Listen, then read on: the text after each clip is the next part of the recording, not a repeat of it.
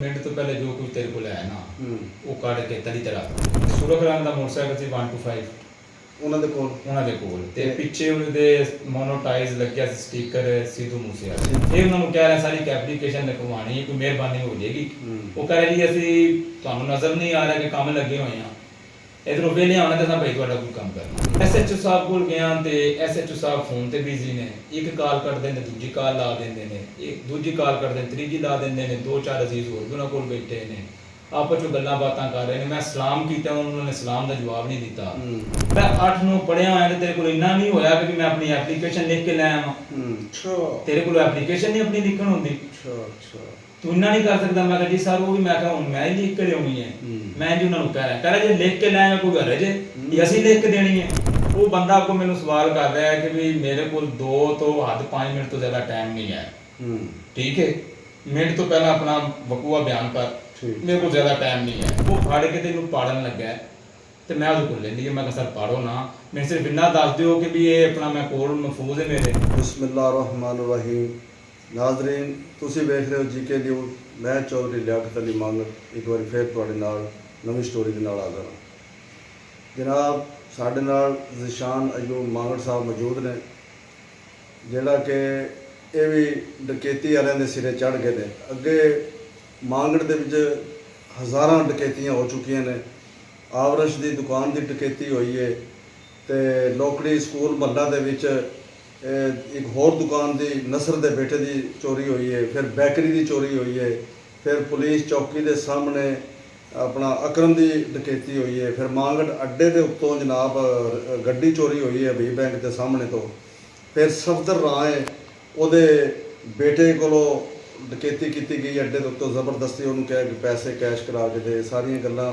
ਇਹ ਸਾਰੇ ਕਾਮੇ ਵਾਲਾਂ ਦੇ ਕੋਲ ਪਹੁੰਚੀਆਂ ਨੇ ਤੇ ਅੱਜ ਜ਼ਿਸ਼ਾਨ ਅਯੂਬ ਸਾਹਿਬ ਜਿਹੜੇ ਨੇ ਇਹ ਵੀ ਡਕੈਤੀ ਦਾ ਸ਼ਿਕਾਰ ਹੋ ਗਏ ਨੇ ਤੇ ਮਜ਼ੀਦ ਮਾਲੂਮਾਤ ਇਹਨਾਂ ਕੋਲ ਪੁੱਛਦੇ ਹਾਂ ਤੇ ਫਿਰ ਅੱਗੇ ਜਾਂਦੇ ਹਾਂ ਅਸਲਾਮ ਵਾਲੇਕੁਮ ਜੀ ਵਾਲੇਕੁਮ ਜੀ ਕੀ ਹਾਲ ਹੈ ਅਯੂਬ ਸਾਹਿਬ ਠੀਕ ਹੋ ਜੀ ਅੱਲਾਹ ਤਾਲਾ ਕਸਮ ਜੀ ਕੀ ਵਾਰਦਾਤ ਹੋਈ ਤੁਹਾਡੇ ਨਾਲ ਤੁਸੀਂ ਦੱਸੋ ਜ਼ਰਾ ਮੈਂ ਸਰ ਪਰਸੋਂ ਜਿਹੜਾ ਨਾ ਜੀ ਆਪਣਾ 7 ਵਜੇ ਘਰ ਆਇਆ ਤੇ ਫਿਰ ਮੈਨੂੰ ਇੱਕ ਐਮਰਜੈਂਸੀ ਆ ਗਈ ਜਿਸ ਦੀ ਵਜ੍ਹਾ ਤੋਂ ਮੈਨੂੰ ਵਾਪਸ ਮੰਡੀ ਬਾਉ ਦੇਣ ਜਾਣਾ ਪਿਆ ਸ਼ਹਿਰ ਠੀਕ ਤੇ ਮੇਰਾ ਫਿਰ ਜਿਹੜਾ ਉੱਥੇ ਕੋਈ ਕੰਮ ਸੀ ਜ਼ਰੂਰੀ ਮੈਂ ਕਰਕੇ ਜਿਸ ਤਰ੍ਹਾਂ ਵਾਪਸ ਹਟਿਆ ਤੇ ਜਿਸ ਵਕਤ ਮੈਂ ਜੁਲਾਨੀ ਪਹੁੰਚਿਆ ਤੇ ਮੇਰੀ ਕਾਲ ਆ ਗਈ ਮੈਂ ਕਾਲ ਸੁਣਦਾ ਹੋਇਆ ਵਾਪਸ ਆਪਣੇ ਪਿੰਡ ਆ ਰਿਹਾ ਹਾਂ ਠੀਕ ਤੇ ਜਿੱਥੇ ਯਾਰ ਗਾਜ਼ੀ ਟਰੈਕਟਰ ਸ਼ੋਰੂਮ ਹੈ ਆਪਣੀ ਛੋਟੀ ਨਹਿਰ ਤੇ ਮੰਗੜ ਦੀ ਹੱਥ 'ਚ ਠੀਕ ਹੈ ਉਹ ਮੈਂ ਕ੍ਰਾਸ ਕੀਤੀ ਹੈ ਤੇ ਜਿਹੜਾ ਡੀਐਚ ਨੂੰ ਰਸਤਾ ਜਾ ਰਿਹਾ ਹੈ ਉਸ ਸਾਈਡ ਤੋਂ ਦੋ ਆਏ ਨੇ ਮੋਟਰਸਾਈਕਲ ਤੇ ਠੀਕ ਹੈ ਤੇ ਮੇਰੇ ਤੋਂ ਅਗਲੀ ਸਾਈਡ ਤੇ ਲਿਆ ਕੇ ਉਹਨਾਂ ਨੇ ਬ੍ਰੇਕ ਮਾਰੀ ਹੈ ਠੀਕ ਹੈ ਤੇ ਬ੍ਰੇਕ ਮਾਰ ਕੇ ਤੋਂ ਇੱਕ ਉਤਰਿਆ ਉਹਨੇ ਨਾਲ ਹੀ ਰਾਈਫਲ ਸਿੱਧੀ ਕਰ ਲਈ ਹੈ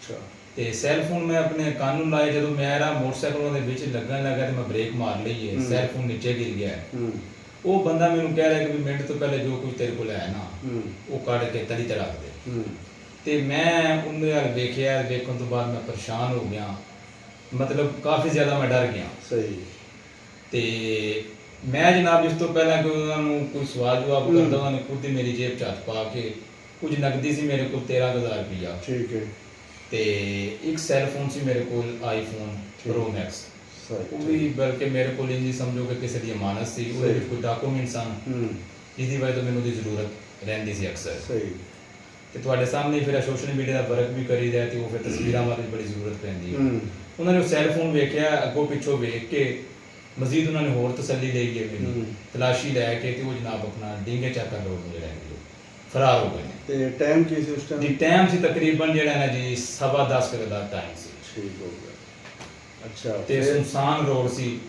ਕੋਈ ਬੰਦਾ ਨਹੀਂ ਆਇਆ ਗਿਆ ਉਸ ਟਾਈਮ ਕੋਈ ਬੰਦਾ ਸਰ ਨਹੀਂ ਆਇਆ ਗਿਆ ਠੀਕ ਹੈ ਤੇ ਸੁਰਖ ਰੰਗ ਦਾ ਮੋਟਰਸਾਈਕਲ ਸੀ 125 ਉਹਨਾਂ ਦੇ ਕੋਲ ਤੇ ਪਿੱਛੇ ਉਹਨਾਂ ਦੇ ਮੋਨੋਟਾਈਜ਼ ਲੱਗਿਆ ਸੀ ਸਟicker ਸਿੱਧੂ ਮੂਸੇਵਾਲਾ ਹਾਂਜੀ ਦੋ ਹੀ ਸਨ ਸਿਰਫ ਸੁਰਖ ਮੋਟਰਸਾਈਕਲ ਸੀ ਜੀ ਸੁਰਖ ਰੰਗ ਦਾ ਮੋਟਰਸਾਈਕਲ ਸੀ ਲਾਈਟ ਫਾਰ 0 ਮੀਟਰ ਸੀ ਪਿੱਛੇ ਉਹਦੀ ਲਾਈਟ ਤੇ ਸਿੱਧੂ ਮੂਸੇਵਾਲਾ ਦਾ ਸਟicker ਲੱਗਿਆ ਸੀ ਅੱਛਾ ਫਿਰ ਤੁਸੀਂ ਗਏ ਹੋ FIR ਕਟਾਈ ਮੈਂ ਜਨਾਬ ਫਿਰ ਜਿਹੜਾ ਨਾ ਜੀ ਸਭ ਤੋਂ ਪਹਿਲੇ ਤੇ ਮੈਂ ਆਇਆ ਘਰ ਉਸ ਵਕਤ ਪਰੇਸ਼ਾਨ ਇਤਨਾ ਹੋ ਗਿਆ ਮੈਂ ਸਮਝ ਹੀ ਨਹੀਂ ਆਇਆ ਕਿ ਮੇਰੇ ਨਾਲ ਬਣ ਕਿਹੜੀ ਜ਼ਿੰਦਗੀ 'ਚ ਪਹਿਲੀ ਵਾਰੀ ਇਹ ਕੰਮ ਹੋਇਆ ਮੈਂ ਤੇ ਆਪਣੇ ਆਪ ਨੂੰ ਬੜਾ ਮਹਿਫੂਜ਼ ਸਮਝਦਾ ਸਾਂ ਤੇ ਮੈਂ ਜਨਾਬ ਫਿਰ ਜਿਹੜਾ ਕਿ ਜੀ ਸਵੇਰ ਗਿਆ ਮੈਂ FIR ਕਰਾਂ ਠੀਕ ਹੈ ਜੀ ਮੈਂ ਜਿਸ ਵਕਤ FIR ਕਰਾਉਣ ਗਿਆ ਤੇ ਥਾਣੇ ਦਾਖਲ ਹੋਇਆ ਤੇ ਮੁੰਸ਼ੀ ਸਾਹਿਬ ਦਾ ਪਤਾ ਕੀਤਾ ਹੈ, ਮੁਹੱਰਰ ਸਾਹਿਬ ਦਾ, ਉਹ ਆਪਣੀ ਕੁਰਸੀ ਤੇ ਕੋਈ ਨਹੀਂ। ਠੀਕ। ਉਹਨਾਂ ਦਾ ਪਤਾ ਕੀਤਾ ਤੇ ਇੱਕ ਬੈਠਾ ਸੀ ਮੁਲਾਜ਼ਮ, ਉਹਨਾਂ ਨੇ ਕਿਹਾ ਜੀ ਬਾਹਰ ਨਿਕਲੇ ਨੇ, ਆ ਜਾਂਦੇ ਨੇ। ਸਹੀ। ਤੇ ਮੈਂ ਕਾਫੀ ਦੇਰ ਉਹਨਾਂ ਦਾ ਇੰਤਜ਼ਾਰ ਕੀਤਾ, ਫਿਰ ਬਾਹਰ ਨਿਕਲ ਕੇ ਮੈਂ ਉਹਨਾਂ ਨੂੰ ਤਲਾਸ਼ ਕੀਤਾ ਤੇ ਵੇਖ ਰਿਹਾ ਵੀ ਕਿੱਧਰ ਗਏ ਨੇ। ਤੇ ਉਹ ਸਾਹਮਣੇ ਨਾ ਇੱਕ ਬੂਟਾ ਹੈ, ਬੂਟੇ ਦੇ ਥੱਲੇ ਖੜੇ ਹੋ ਕੇ ਕਾਲ ਸੁਣ ਰਹੇ ਨੇ। ਜਿਸ ਤਰ੍ਹਾਂ ਉਹਨਾਂ ਦੀ ਕਾਲ ਬੰਦ ਹੋਈ, ਉਹ ਬੰਦਿਆਂ ਨਾਲ ਹੱਸ ਕੇ ਗੱਲਾਂ ਕਰ ਰਹੇ ਤੇ ਮੈਂ ਉਹਨਾਂ ਨੂੰ ਕਹਿ ਰਿਹਾ ਕਿ ਸਾਰੇ ਵੀ ਮੈਂ ਇੱਕ ਐਪਲੀਕੇਸ਼ਨ ਲਿਖਾਣੀ ਹੈ, ਮੇਰਾ ਇਸ ਤਰ੍ਹਾਂ ਕਰਕੇ ਰਾਤ ਮੇਰੇ ਨਾਲ ਇਹ ਵਾਕਿਆ ਹੋ ਗਿਆ ਤੇ ਮੈਂ ਸਾਰਾ ਐਪਲੀਕੇਸ਼ਨ ਲਿਖਾਣੀ ਹੈ। ਤੇ ਮੈਨੂੰ ਉਹ ਕਹਿ ਰਿਹਾ ਕਿ ਤੁਸੀਂ ਬੈਠੋ ਤੇ ਲਿਖ ਲੈਂਦੇ ਆ, ਮੁੜਾ ਹੁੰਦਾ ਤੇ ਲਿਖ ਲੈਂਦਾ। ਠੀਕ ਹੈ। ਤੇ ਮੈਂ ਜਨਾਬ ਵੇਟ ਕਰਦਾ ਰਿਹਾ, ਅਮਲੇ ਵਾਲੇ ਵੀ ਵੇਖ ਰਹੇ ਆ, ਸਾਰੇ ਆਪਣੇ ਆਪਣੇ ਮੋਬਾਈਲਾਂ ਤੇ ਮਸਰੂਫ ਨੇ। ਇੱਕ ਦੋ ਲੇਡੀਜ਼ ਆਈਆਂ ਨੇ ਆਪਣੇ ਕੰਮਾਂ ਵਾਸਤੇ, ਤੇ ਉਹ ਜਨਾਬ ਉਹਨਾਂ ਦੇ ਨਜ਼ਦੀਕ ਬੈਠੇ ਨੇ ਤੇ ਹੱਸ ਹੱਸ ਕੇ ਗੱਲਾਂ ਕਰ ਰਹੇ ਨੇ। ਦੋ ਲੇਡੀਜ਼ ਨੇ, ਉਹਨਾਂ ਨੂੰ ਅਲੱਗ ਕਮਰੇ 'ਚ ਬੈਠੇ ਨੇ ਤੇ ਉਹਨਾਂ ਨਾਲ ਉਹ ਹੱਸ ਹੱਸ ਕੇ ਜਿਹੜੇ ਆਪਸ 'ਚ ਕੋਈ ਮੁਲਾਜ਼ਮ ਹੈ ਤੇ ਲੱਗੇ ਨੇ। ਤੇ ਮੈਂ ਦੇਖ ਰਿਹਾ ਜੀ ਕੋਈ ਆਉਂਦਾ ਹੈ, ਕੋਈ ਆ ਕੇ ਲਿਖਦਾ ਹੈ, ਮੇਰੀ ਕੋਈ ਗੱਲ ਸੁਣਦਾ ਹੈ। ਸਹੀ। ਤੇ ਜੀ ਮੈਂ ਕਾਫੀ ਦੇਰ ਬੈਠਾ ਰਿਹਾ ਤੇ ਫਿਰ ਦੋ ਵਾਰੀ ਮੈਂ ਜਾ ਕੇ ਉਹਨਾਂ ਨੂੰ ਕਿਹਾ, ਉਹਨਾਂ ਨੇ ਕਿਹਾ ਯਾਰ ਇੱਕ ਮਿੰਟ ਲਿਖ ਲੈਂਦੇ ਆ, ਮਸਲਾ ਕੀ ਹੈ ਤੇਰਾ? ਮੈਂ ਦੱਸ ਰਿਹਾ ਸਰ ਮੇਰਾ ਇਹ ਮਸਲਾ ਹੈ, ਇਸ ਤਰ੍ਹਾਂ ਕਰਕੇ ਮੇਰੇ ਨਾਲ ਮਸਲਾ ਆ ਗਿਆ। ਅੱਲਾ ਲਿਖ ਲੈਂਦੇ ਤੂੰ ਬੈਠ ਅੰਦਰ। ਮੈਂ ਜਨਾਬ ਬਹਿ ਗਿਆ ਤੇ ਜਿਸ ਵਕਤ ਕਾਫੀ ਦੇਰ ਗੁਜ਼ਰ ਗਈ ਹੈ ਤੇ ਮੈਂ ਅੱਲਾ ਤੁਹਾਡਾ ਭਲਾ ਕਰੇ ਜਨਾਬ, ਫਿਰ ਉਹਨਾਂ ਨੂੰ ਮੁਖਾਤਬ ਹੋ ਰਿਹਾ। ਉਹ ਮੈਨੂੰ ਕੋਈ ਬੰਦਾ ਜਵਾਬ ਦੇ ਰਿਹਾ ਹੈ, ਜਿਹੜਾ ਖੁਰਮ ਸੀ ਨਾ ਵੀ ਉੱਥੇ ਮੁਹੱਰਰ, ਉਹ ਕਹਿ ਰਿਹਾ ਕਿ ਤੁਸੀਂ ਜਿਹੜਾ ਨਾ ਹਾਂਜੀ ਰਜਿਸਟਰ ਦਫ਼ਤਰ ਹੈ ਨਾ ਜਿਹੜਾ, ਉਹਦੇ ਜਾਓ ਜਿੱਥੇ ਆਨਲਾਈਨ ਦਰਖਾਸਤ ਲਿਖਦੇ ਨੇ ਕੰਪਿਊਟਰ ਤੇ। ਮੈਂ ਉੱਥੇ ਚਲਾ ਗਿਆ, ਉੱਥੇ ਉਹ ਬੰਦੇ ਆਪਸ ਵਿੱਚ ਮਸਰੂਫ ਨੇ, ਇੱਕ ਦੂਜੇ ਨਾਲ ਸ਼ਰਤਾਂ ਬਾਜ਼ੀਆਂ ਦੀਆਂ ਗੱਲਾਂ ਕਰ ਰਹੇ ਨੇ, ਹਾਸਲ ਕੇ ਚਾਦਰਾਂ ਦੀਆਂ ਗੱਲਾਂ ਕਰ ਰਹੇ, ਤੂੰ ਮੇਰੀ ਪੀਣ ਨਾ ਲਾ, ਤੂੰ ਉਹਦੀ ਪੀਣ ਨਾ ਲਾ, ਤੇ ਆਪਣੀ ਕੋਈ ਪ੍ਰਾਈਵੇਟ ਗੱਲਾਂ ਛੇੜ ਕੇ ਬੈਠੇ ਹੋਏ ਨੇ। ਤੇ ਮੇਰੇ ਤੋਂ ਪਹਿਲਾਂ ਵੀ ਦੋ ਚਾਰ ਬੈਠੇ ਨੇ ਤੇ ਮੈਂ ਵੀ ਜਾ ਕੇ ਬਹਿ ਗਿਆ। ਤੇ ਮੈਂ ਦੋ ਵਾਰੀ ਉਹਨਾਂ ਨੂੰ ਕਿਹਾ, ਮੈਂ ਕਿ ਸਰ ਇੱਕ ਐਪਲੀਕੇਸ਼ਨ ਲਿਖਵਾਉਣੀ ਹੈ। ਮੈਨੂੰ ਕਹਿੰਦੇ ਨੇ ਕਿ ਜੀ ਤੁਸੀਂ ਬਹਿ ਜਾਓ। ਕਾਫੀ ਦੇਰ ਬੈਠਾ, ਫਿਰ ਉਹਨਾਂ ਨੂੰ ਕਹਿ ਰਿਹਾ ਸਰ ਇੱਕ ਐਪਲੀਕੇਸ਼ਨ ਲਿਖਵਾਉਣੀ ਹੈ, ਕੋਈ ਮਿਹਰਬਾਨੀ ਹੋ ਜਾਏਗੀ। ਉਹ ਕਹਿ ਰਹੇ ਜੀ ਅਸੀਂ ਤੁਹਾਨੂੰ ਨਜ਼ਰ ਨਹੀਂ ਆ ਰਿਹਾ ਕਿ ਕੰਮ ਲੱਗੇ ਹੋਏ ਆ, ਇਧਰੋਂ ਵੇਲੇ ਆਉਣਾ ਤਾਂ ਭਾਈ ਤੁਹਾਡਾ ਕੋਈ ਕੰਮ ਕਰਨਾ। ਅੱਛਾ, ਉੱਤੋਂ ਜਿਹੜਾ ਕੋਈ ਮੁਲਾਜ਼ਮ ਆ ਰਿਹਾ, ਕੋਈ ਫਾਈਲ ਲੈ ਕੇ ਆ ਰਿਹਾ ਜਾਂ ਕੋਈ ਕਾਗਜ਼ ਲੈ ਕੇ ਆ ਰਿਹਾ, ਜੀ ਫਟਾਫਟ ਇਹਦਾ ਰਿਕਾਰਡ ਕੱਢ ਕੇ ਦੇ ਛੱਡ, ਇਹ ਜੇ ਫਲਾਣੇ ਨੂੰ ਇਸ ਤਰ੍ਹਾਂ ਕਰਨਾ, ਧਮਕਾਣੇ ਨੂੰ ਦੇਣਾ, ਇਹ ਕਰਨਾ, ਇੱਕ ਉਹ ਕਰੀ ਜਾ ਰਹੇ ਨੇ, ਅਸੀਂ ਵੇਖ ਰਹੇ ਹਾਂ। ਮੇਰੇ ਤੋਂ ਪਹਿਲੇ ਵੀ ਦੋ ਬੰਦੇ ਆ ਕੇ ਬੈਠੇ ਨੇ ਐਪਲੀਕੇਸ਼ਨ ਵਾਸਤੇ ਤੇ ਮੈਂ ਵੀ ਬੈਠੇ ਹਾਂ। ਤੇ ਜਿਸ ਵਕਤ ਕਾਫੀ ਦੇਰ ਗੁਜ਼ਰਨੇ ਤੋਂ ਬਾਅਦ ਮੈਂ ਫਿਰ ਉਹਨਾਂ ਨਾਲ ਗੱਲ ਕੀਤੀ ਤੇ ਮੈਨੂੰ ਕਹਿ ਰਹੇ ਤੁਹਾਡਾ ਮਸਲਾ ਕੀ ਹੈ? ਮੈਂ ਦੱਸ ਰਿਹਾ ਕਿ ਸਰ ਮੇਰਾ ਇਸ ਤਰ੍ਹਾਂ ਕਰਕੇ ਡਕੈਤੀ ਦਾ ਮਸਲਾ ਹੈ। ਤੇ ਮੈਨੂੰ ਕਹਿ ਰਹੇ ਜੀ ਤੁਸੀਂ ਇਸ ਤਰ੍ਹਾਂ ਕਰੋ, ਤੁਸੀਂ ਮੁੰਸ਼ੀ ਸਾਹਿਬ ਕੋਲ ਜਾਓ, ਮੁਹੱਰਰ ਸਾਹਿਬ ਕੋਲ। ਜਿੰਨੇ ਮੈਨੂੰ ਭੇਜਿਆ ਉਹ ਉਹਨਾਂ ਕੋਲ ਬੈਠਾ ਹੈ ਤੇ ਮੈਂ ਕਹਿ ਰਿਹਾ ਜੀ ਤੁਹਾਡੇ ਨਾਲ ਹੀ ਬੈਠੇ ਨੇ, ਇਹਨਾਂ ਨੇ ਮੈਨੂੰ ਤੁਹਾਡੇ ਕੋਲ ਭੇਜਿਆ ਤੇ ਤੁਸੀਂ ਹੁਣ ਇਹਨਾਂ ਕੋਲ ਭੇਜ ਰਹੇ ਹੋ। ਉਹ ਕਹ ਰਿਹਾ ਤੂੰ ਉੱਥੇ ਮੁੰਸ਼ੀ ਕੋਲ ਜਾ, ਉੱਥੇ ਲਿਖਵਾ ਐਪਲੀਕੇਸ਼ਨ। ਮੈਂ ਕਿਹਾ ਜੀ ਠੀਕ ਹੈ। ਉੱਥੇ ਆ ਗਿਆ ਸਰ, ਫਿਰ ਵੇਖਣਾ ਜੀ ਕਿੱਧਰ ਗਏ ਮੁੰਸ਼ੀ ਸਾਹਿਬ ਹੋਣ ਜਾਂ ਕੋਈ ਹੋਰ ਹੋਵੇ ਜਿਹੜਾ ਮੇਰੀ ਕੋਈ ਗੱਲ ਸੁਣੇ। ਠੀਕ ਹੈ ਜੀ। ਤੇ ਉਹ ਵਾਰਿਸ ਸਾਹਿਬ ਨੇ, ਐਸਆਈ ਸਾਹਿਬ, ਉਹ ਅਜ਼ੀਜ਼ ਵੀ ਨੇ, ਉਹ ਆ ਗਏ ਨੇ। ਉਹਨਾਂ ਨੂੰ ਗੱਲ ਦਾ ਮੈਂ ਦੱਸੀ ਗੱਲ ਵੀ ਜੀ ਇਹ ਗੱਲ ਹੈ।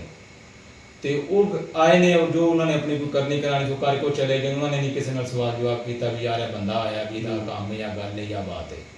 ਇਸ ਵਕਤ ਮੈਂ ਕਾਫੀ ਦੇਰ ਇੰਤਜ਼ਾਰ ਕਰਨ ਤੋਂ ਬਾਅਦ 1 ਘੰਟਾ ਤੇ ਕੋਈ 22 ਤੋਂ 23 ਮਿੰਟ ਗੁਜ਼ਰ ਗਏ ਨੇ। ਤੇ ਮੈਂ ਜਿਸ ਵਕਤ ਵੇਖੀ ਬਰਦਾਸ਼ਤ ਦੀ ਹੱਦ, ਮੈਂ ਐਸਐਚਓ ਸਾਹਿਬ ਕੋਲ ਚਲਾ ਗਿਆ। ਐਸਐਚਓ ਸਾਹਿਬ ਕੋਲ ਗਿਆ ਤੇ ਐਸਐਚਓ ਸਾਹਿਬ ਫੋਨ ਤੇ ਬਿਜ਼ੀ ਨੇ। ਇੱਕ ਕਾਲ ਕੱਟਦੇ ਨੇ, ਦੂਜੀ ਕਾਲ ਲਾ ਦਿੰਦੇ ਨੇ, ਇੱਕ ਦੂਜੀ ਕਾਲ ਕੱਟਦੇ ਨੇ, ਤੀਜੀ ਲਾ ਦਿੰਦੇ ਨੇ। ਦੋ ਚਾਰ ਅਜ਼ੀਜ਼ ਹੋਰ ਵੀ ਉਹਨਾਂ ਕੋਲ ਬੈਠੇ ਨੇ, ਆਪਸ ਵਿੱਚ ਗੱਲਾਂ ਬਾਤਾਂ ਕਰ ਰਹੇ ਨੇ। ਮੈਂ ਸਲਾਮ ਕੀਤਾ, ਉਹਨਾਂ ਨੇ ਸਲਾਮ ਦਾ ਜਵਾਬ ਨਹੀਂ ਦਿੱਤਾ। ਮੈਂ ਕਮਰੇ ਦਾਖਲ ਹੋਣ ਤੋਂ ਪਹਿਲਾਂ ਉਹਨਾਂ ਕੋਲ ਦਾਖਲੇ ਦੀ ਇਜਾਜ਼ਤ ਮੰਗੀ, ਉਹਨਾਂ ਨੇ ਮੈਨੂੰ ਕੋਈ ਸਵਾਲ ਨਹੀਂ ਦਿੱਤਾ। ਸਹੀ। ਤੇ ਮੈਂ ਬਹਿ ਗਿਆ, ਕਾਫੀ ਦੇਰ ਮੈਂ ਵੇਖਦਾ ਰਿਹਾ ਵੀ ਸ਼ਾਇਦ ਹੁਣ ਕਾਲ ਬੰਦ ਹੁੰਦੀ ਤੇ ਮੈਂ ਆਪਣੀ ਕੋਈ ਗੱਲ ਕਰਾਂ। ਇਸ ਵਕਤ ਮੈਂ ਵੇਖ ਰਿਹਾ ਕਿ ਵੀ ਐਸਐਚਓ ਸਾਹਿਬ ਦੀ ਤੇ ਕਾਲਾਂ ਬੰਦ ਹੋਣੀ ਨਹੀਂ ਹੈ ਤੇ ਮੈਨੂੰ ਆਪ ਨੂੰ ਫਿਰ ਗੱਲ ਕਰਨੀ ਪੈਣੀ ਹੈ। ਮੈਂ ਫਿਰ ਉਹਨਾਂ ਨਾਲ ਗੱਲ ਕੀਤੀ। ਮੈਂ ਕਿਹਾ ਸਰ ਜੀ 1 ਘੰਟਾ ਤੇ ਮੈਨੂੰ ਕੋਈ 32-33 ਮਿੰਟ ਹੋ ਚੁੱਕੇ ਨੇ, ਮੈਂ ਸਰ ਐਪਲੀਕੇਸ਼ਨ ਲਿਖਵਾਉਣ ਆਇਆ ਤੇ ਕੋਈ ਬੰਦਾ ਮੇਰੀ ਗੱਲ ਨਹੀਂ ਸੁਣ ਰਿਹਾ। ਉਹਨਾਂ ਨਾਲ ਇੱਕ ਖਲੋਤੇ ਨੇ, ਸਬ ਇੰਸਪੈਕਟਰ ਨੇ, ਤੇ ਵੀ ਸੌਰੀ ਮੈਂ ਉਹਨਾਂ ਦਾ ਨਾਮ ਨਹੀਂ ਪੜ੍ਹ ਸਕਿਆ ਉਸ ਵਕਤ। ਉਹ ਮੈਨੂੰ ਫਟਾਫਟ ਬੋਲਿਆ, ਮੈਨੂੰ ਕਹਿੰਦਾ ਹੈ ਕਿ ਪੜ੍ਹਿਆ ਕਿਤਨੀ ਹੈ? ਮੈਂ ਕਿਹਾ ਜੀ, ਕਹਿ ਰਿਹਾ ਪੜ੍ਹਿਆ ਕਿਤਨੀ? ਮੈਂ ਉਹਨੂੰ ਦੱਸਦਾ ਕਿ ਜੀ ਮੈਂ 8-9 ਹੀ ਪੜ੍ਹਿਆ ਹੋਇਆ। ਕਹਿ ਰਿਹਾ 8-9 ਪੜ੍ਹਿਆ ਹੋਇਆ ਤੇ ਤੇਰੇ ਕੋਲ ਇੰਨਾ ਨਹੀਂ ਹੋਇਆ ਕਿ ਮੈਂ ਆਪਣੀ ਐਪਲੀਕੇਸ਼ਨ ਲਿਖ ਕੇ ਲੈ ਆਵਾਂ? ਤੇਰੇ ਕੋਲ ਐਪਲੀਕੇਸ਼ਨ ਨਹੀਂ ਆਪਣੀ ਲਿਖਣ ਹੁੰਦੀ? ਤੂੰ ਇੰਨਾ ਨਹੀਂ ਕਰ ਸਕਦਾ? ਮੈਂ ਕਿਹਾ ਜੀ ਸਰ ਉਹ ਵੀ ਮੈਂ ਕਿਹਾ ਹੁਣ ਮੈਂ ਹੀ ਲਿਖ ਕੇ ਲਿਆਉਣੀ ਹੈ। ਮੈਂ ਜੀ ਉਹਨਾਂ ਨੂੰ ਕਹਿ ਰਿਹਾ ਜੇ ਲਿਖ ਕੇ ਲੈ ਆਇਆ ਕੋਈ ਹਰਜ ਹੈ, ਅਸੀਂ ਲਿਖ ਕੇ ਦੇਣੀ ਹੈ, ਅਸੀਂ ਕਰਨਾ ਹੈ। ਤੁਸੀਂ ਤਨਖਾਹ ਕਿਸ ਚੀਜ਼ ਦੀ ਲੈਂਦੇ ਹੋ? ਤੈਨੂੰ ਨਹੀਂ ਪਤਾ ਕਿ ਤੂੰ ਜਿਹੜੀ ਐਪਲੀਕੇਸ਼ਨ ਦੇਣਾ ਤੂੰ ਆਪਣੀ ਲਿਖ ਕੇ ਲੈ ਆ। ਅੱਛਾ। ਉਂਝ ਤੂੰ 8-9 ਪੜਿਆ ਹੋਇਆ। ਮੈਂ ਕਿਹਾ ਜੀ ਠੀਕ ਹੈ ਸਰ, ਮੈਂ ਆਪਣੀ ਆਪ ਲਿਖ ਲੈਣਾ। ਸਹੀ। ਉਹ ਮੇਰਾ ਇੱਕ ਫਿਰ ਵਾਕਫ ਸੀ, ਉਹ ਕਹਿੰਦਾ ਆ ਯਾਰ ਮੈਂ ਤੇਰੀ ਨਾ ਜਿਹੜਾ ਹੈ ਐਪਲੀਕੇਸ਼ਨ ਲਿਖਵਾ ਦਿਆਂ। ਠੀਕ। ਜਿਸ ਵਕਤ ਉਹਨੇ ਜਾ ਕੇ ਭਾਇਆ ਤੇ ਉਹਨੇ ਮੇਰੀ ਕੋਈ ਲੜਕਾ ਬੁਲਾਇਆ, ਬੱਚਾ ਜਿਹਾ ਸੀ, ਉਹ ਆਇਆ ਤੇ ਉਹ ਜਿਸ ਵਕਤ ਮੇਰੇ ਕੋਲ ਬੈਠਾ ਹੈ ਤੇ ਉਹ ਦੂਸਰੇ ਨੂੰ ਕਹਿ ਰਿਹਾ ਜਿਹੜਾ ਮੈਨੂੰ ਪਹਿਲੇ ਇੱਧਰ ਉੱਧਰ ਪਏ, ਉਹਨੂੰ ਹੀ ਕਹਿ ਰਿਹਾ ਯਾਰ ਇਹਦੀ ਨਾ ਦਰਖਾਸਤ ਲਿਖ ਦੇ। ਤੇ ਉਹ ਫੇਰ ਕਹਿ ਰਿਹਾ ਜੀ ਮੈਂ ਬਿਜ਼ੀ ਹਾਂ ਥੋੜਾ ਜਿਹਾ। ਤੇ ਮੈਂ ਉਹਨੂੰ ਕਹਿ ਰਿਹਾ ਯਾਰ ਤੂੰ ਲਿਖ ਦੇ, ਤੇਰੀ ਮਿਹਰਬਾਨੀ। ਉਹ ਬੰਦਾ ਅੱਗੋਂ ਮੈਨੂੰ ਸਵਾਲ ਕਰ ਰਿਹਾ ਹੈ ਕਿ ਵੀ ਮੇਰੇ ਕੋਲ 2 ਤੋਂ ਹੱਦ 5 ਮਿੰਟ ਤੋਂ ਜ਼ਿਆਦਾ ਟਾਈਮ ਨਹੀਂ ਹੈ। ਠੀਕ ਹੈ, ਮਿੰਟ ਤੋਂ ਪਹਿਲਾਂ ਆਪਣਾ ਵਕੂਆ ਬਿਆਨ ਕਰ, ਮੇਰੇ ਕੋਲ ਜ਼ਿਆਦਾ ਟਾਈਮ ਨਹੀਂ ਹੈ। ਮੈਂ ਕਿਹਾ ਠੀਕ ਹੈ ਸਰ। ਮੈਂ ਉਹਨਾਂ ਨੂੰ ਆਪਣਾ ਵਕੂਆ ਬਿਆਨ ਕੀਤਾ, ਉਹਨਾਂ ਨੇ ਮੇਰੀ ਦਰਖਾਸਤ ਲਿਖੀ ਹੈ। ਮੈਂ ਦਰਖਾਸਤ ਲੈ ਕੇ ਉਹਨਾਂ ਨੇ ਮੈਨੂੰ ਭੇਜ ਦਿੱਤਾ ਕਿ ਉੱਥੇ ਜਾ ਕੇ ਆਨਲਾਈਨ ਕਰਾ। ਸਹੀ। ਉੱਥੇ ਚਲਾ ਗਿਆ, ਉੱਥੇ ਸਰ ਬਹਿ ਕੇ ਇੱਕ ਵਾਰੀ ਕਿਹਾ, 2 ਵਾਰੀ ਕਿਹਾ, 3 ਵਾਰੀ ਕਿਹਾ ਜਨਾਬ। ਉਹ ਜਿਹੜੇ ਇੱਧਰੋਂ ਜਾਂਦੇ ਸਨ ਉਹ ਵੀ ਉੱਥੇ ਇਕੱਠੇ ਹੋਏ ਹੁੰਦੇ ਸਨ, ਉੱਥੋਂ ਜਿਹੜੇ ਹੁੰਦੇ ਸਨ ਉਹ ਇੱਧਰ ਇਕੱਠੇ ਹੋਏ ਹੁੰਦੇ ਸਨ।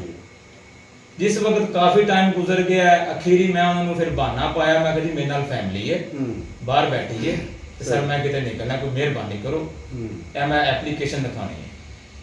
ਉਹਨਾਂ ਨੇ ਸਰ ਉਹ ਐਪਲੀਕੇਸ਼ਨ ਵੇਖੀ ਹੈ, ਮੇਰੀ ਐਪਲੀਕੇਸ਼ਨ ਲਿਖੀ ਹੈ। ਐਪਲੀਕੇਸ਼ਨ ਲਿਖਣ ਤੋਂ ਬਾਅਦ ਉਹਨਾਂ ਨੇ ਮੈਨੂੰ ਇਹ ਦਿੱਤੀ ਹੈ ਰਸੀਦ ਵਗੈਰਾ। ਤੇ ਇਹ ਮੈਨੂੰ ਜ਼ਰਾ ਕੋਈ ਥੋੜਾ ਜਿਹਾ ਕਲਰ ਚ ਇਸ਼ੂ ਜਿਹਾ ਪੇਸ਼ ਆਇਆ ਵਾ, ਤੁਹਾਡੇ ਸਾਹਮਣੇ ਤੁਸੀਂ ਵੇਖ ਸਕਦੇ ਹੋ। ਵੀ ਮੈਂ ਕਹਿ ਰਿਹਾ ਵੀ ਇਹਦੀ ਵਜ੍ਹਾ ਤੋਂ ਕੋਈ ਪ੍ਰੋਬਲਮ ਨਾ ਕ੍ਰੀਏਟ ਆ ਜਾਏ, ਜਾਂ ਕੋਈ ਜੋ ਕੁਝ ਲਿਖ ਪੜਤ ਹੋਈ ਹੈ ਵੀ ਹੋ ਸਕਦਾ ਵੀ ਇਹਦੀ ਵਜ੍ਹਾ ਤੋਂ ਕੋਈ ਖਰਾਬੀ ਨਾ ਪੈਦਾ ਹੋ ਜਾਏ। ਤੇ ਮੈਂ ਉਹਨਾਂ ਨੂੰ ਕਹਿ ਰਿਹਾ ਕਿ ਸਾਰੀ ਦੀ ਵਜ੍ਹਾ ਤੋਂ ਕੋਈ ਇਸ਼ੂ ਤਾਂ ਨਹੀਂ ਬਣੇਗਾ। ਕਹਿ ਰਹੇ ਜੀ, ਮੈਂ ਕਿਹਾ ਸਾਰੀ ਦੀ ਵਜ੍ਹਾ ਤੋਂ ਕੋਈ ਇਸ਼ੂ ਤਾਂ ਨਹੀਂ ਬਣੇਗਾ। ਉਹ ਮੈਨੂੰ ਹੱਸ ਕੇ ਕਹਿ ਰਹੇ ਨੇ ਇਹ ਤੇ ਜੀ ਬੜਾ ਇਸ਼ੂ ਬਣੇਗਾ, ਬਹੁਤ ਜ਼ਿਆਦਾ ਇਸ਼ੂ ਬਣੇਗਾ, ਤੇ ਨਾਲ ਹੱਸ ਰਹੇ ਨੇ ਤਾੜੀਆਂ ਮਾਰ ਕੇ।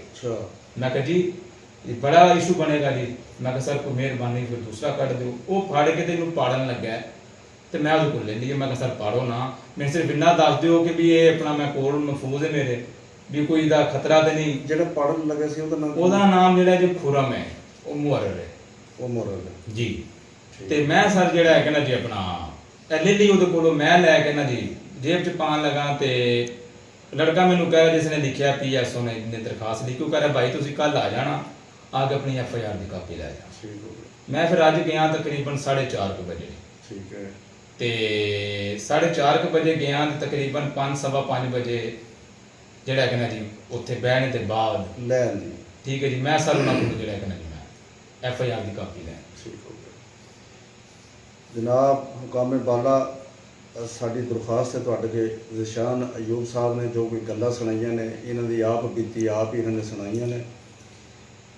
2 ਮੋਟਰਸਾਈਕਲ ਵਾਲੇ ਨੇ ਜਿਨ੍ਹਾਂ ਨੇ ਪੂਰੇ ਜ਼ਿਲ੍ਹੇ ਮੰਡੀ ਬਹਾਉਲਦੀਨ ਨੂੰ ਵਕਤ ਪਾਇਆ। DPO ਸਾਹਿਬ, IG ਸਾਹਿਬ, ਮੇਰੀ ਸਾਰਿਆਂ ਅੱਗੇ ਦਰਖਾਸਤ ਹੈ ਕਿ ਚੋਰੀਆਂ ਦੇ ਪੂਰੇ ਮੰਡੀ ਬਹਾਉਲਦੀਨ ਦੇ ਵਿੱਚ ਰਿਕਾਰਡ ਟੁੱਟ ਗਏ ਨੇ, ਔਰ ਸਭ ਤੋਂ ਜ਼ਿਆਦਾ ਚੋਰੀਆਂ ਮਾਂਗੜ ਦੇ ਵਿੱਚ ਨੇ। ਔਰ ਮਾਂਗੜ ਦੇ ਵਿੱਚ ਇੱਕ ਮਹਾਜਰ ਜੱਟਾਂ ਦੀ ਦੁਕਾਨ ਹੈ, ਉਸ ਦੇ ਵੀ ਰਾਤੀ ਤਾਲੇ ਤੋੜੇ ਗਏ ਨੇ, ਲੇਕਿਨ ਸਵੇਰ 6 ਵਜੇ ਬਾਰਿਸ਼ ਹੋ ਰਹੀ ਸੀ ਤੇ ਜਿਸ ਟਾਈਮ ਬਾਰਿਸ਼ ਹੋ ਰਹੀ ਸੀ, ਲੇਕਿਨ ਉਹਦੀ ਕੋਈ ਬਚਤ ਹੋ ਗਈ। ਉਹਨਾਂ ਨੇ ਤਾਲੇ ਅੰਦਰ ਵੀ ਉਸਦੇ ਡਬਲ ਕਰਕੇ ਲਾਏ ਸਨ। ਜਿਸ ਟਾਈਮ ਉਹਨਾਂ ਨੇ ਬਾਹਰੋਂ ਤੋੜੇ ਨੇ, ਇਤਨੇ ਨੂੰ ਦੁਨੀਆ ਰਲ ਚੁੱਕੀ ਸੀ, ਉਹ ਤੇ ਬਚਤ ਹੋ ਗਈ। ਉਸ ਤੋਂ ਬਾਅਦ ਜਿਹੜੀਆਂ ਚੋਰੀਆਂ ਮਾਂਗੜ ਦੇ ਵਿੱਚ ਹੋਈਆਂ ਨੇ, ਗੱਡੀ ਚੋਰੀ ਹੋਈ ਹੈ, ਪੁਲਿਸ ਚੌਕੀ ਦੇ ਸਾਹਮਣੇ ਸਬਜ਼ੀ ਵਾਲਾ ਲੁੱਟਿਆ ਗਿਆ, ਨਸਰੇ ਦਾ ਮੁੰਡਾ ਸਕੂਲ ਮੱਲਾ ਲੋਕੜੀ ਦੇ ਵਿੱਚ ਲੁੱਟਿਆ ਗਿਆ, ਆਵਰੇ ਸਾਹਿਬ ਦੀ ਚੋਰੀ ਹੋ ਗਈ, ਸਫਦਰ ਰਾਨ ਦੇ ਬੇਟੇ ਦੀ ਚੋਰੀ ਹੋ ਗਈ, ਉਹਦੇ ਕੋਲੋਂ ਮਤਲਬ ਕਿ ਬੈਂਕ 'ਚੋਂ ਪੈਸੇ ਕਢਵਾਏ ਗਏ ਨੇ, ਉਹਨੂੰ ਜ਼ਬਰਦਸਤੀ ਮਾਰ ਕੇ ਬੈਂਕ 'ਚੋਂ ਪੈਸੇ ਦੇ ਕਢਾ ਕੇ। ਇਹ ਚੋਰੀਆਂ ਦਾ ਇੱਕ ਰਿਕਾਰਡ ਹੋ ਗਏ ਨੇ।